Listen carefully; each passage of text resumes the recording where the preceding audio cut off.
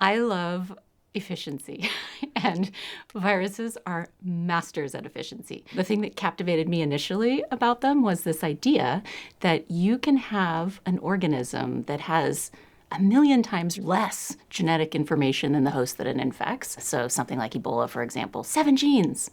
Those 7 genes together devastate the human body. So how is it that a virus can do so much with so little? Hi, my name is Britt Glaunsinger. I'm a professor of plant and microbial biology and molecular and cell biology here at Berkeley. And I've been challenged with explaining the 101 of virology in 101 seconds. So let's go.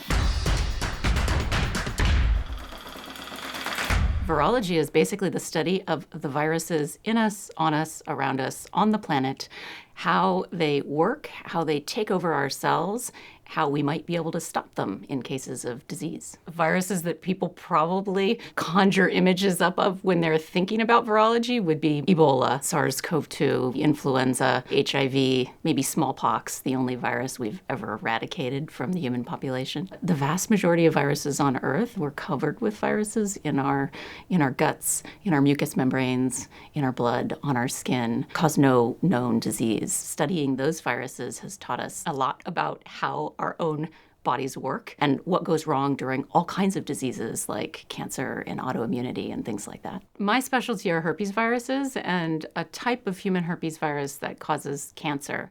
Actually, what we specialize in is understanding how viruses like that take over and reprogram gene expression in a cell.